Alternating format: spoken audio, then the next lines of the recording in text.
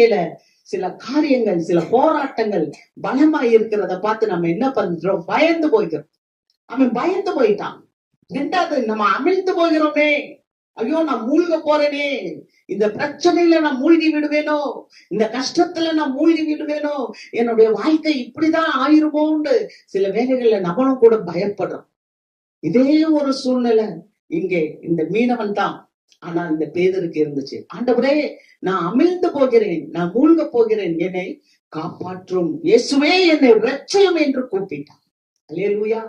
ஆனா நான் அமிழ்ந்து போகிறேனே, நீர் என்னை காப்பாற்றும் இயேசுவே, என்னை இரட்சியும் என்று கூப்பிடும் போது இயேசுவான உடனே கையை நீட்டினார். அல்லேலூயா. உடனடியாக இயேசுவானவர் கையை நீட்டினார். பாருங்க, என்னை நோக்கி கூப்பிடு, நீ அறியாததும் எட்டாததுமான பெரிய காரியங்களை செய்து கொடுப்பேன்னு சொல்றாரு. எரேமியா 33:3 நம்ம வாசிக்கிறோம். அப்ப ஆண்டவரை நோக்கி நம்ம கூப்பிடும் போது ஆண்டவர் என்ன செய்யறது? உடனே கையை நீட்டிடுறாரு.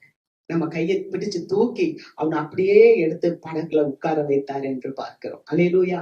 நம்ம அநேக நேரத்துல எப்ப தெரியுமா பயப்படுறோம்?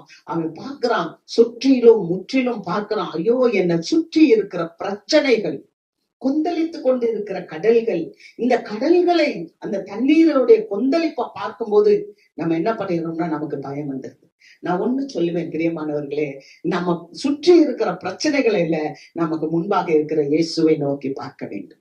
அல்லேலூயா. நம்மளை சுற்றி இருக்கிற பயன்படுத்தி கொண்டு இருக்கிற காரியங்களை அல்ல, ஆனா நம்மோடு கூட நமக்கு பாதுகாப்பாய், அரணாய், கோட்டையாய், இரட்சணிய துருகமாய் நம்மோடு கூட இருக்கிற ஆண்டவரை நாம் நோக்கி பார்க்க வேண்டும். ஆண்டவராகிய இயேசு சொன்னார், உனக்கு கடுகு அளவு விசுவாசம் இருந்தால் இந்த பெரிய மலையை பார்த்து நீ தள்ளுண்டு சமுத்திரத்துல போய் என்று சொன்னால் நீ சொன்னபடியே ஆகும் என்று சொன்னார். அநேக நேரங்களில தேவ பிள்ளைங்க என்ன பண்றது தெரியுமா?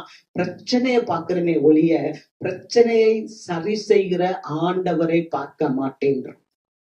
இன்றைக்கு நம்ம ஆண்டவரை பார்ப்போம். அல்லேலூயா. நம்முடைய விசுவாச கண்களினால் ஆண்டவர் நம்மோடு கூட வருகிறார் என்பதை நாம பார்ப்போம். அங்க கைகளை கொடுத்து அந்த கரத்தை பிடிச்சு அவனை தூக்கி எடுத்து அந்த படகுல உட்கார செய்யும் போது அந்த கொந்தளிக்கிற கடல் அமர்ந்தது என்று பார்க்கிறோம். அல்லேலூயா. அநேகருடைய வாழ்க்கையில, நம்ம வாழ்க்கையில போராட்டங்கள் இருக்கும்போது இந்த இயேசுவினுடைய கரத்தை பிடித்து இயேசுவானவரை நம்மோடு கூட உட்கார வைக்கும் போது நம்முடைய போராட்டங்கள் மாறிவிடுகிறது, நம்முடைய பிரச்சனைகள் மாறி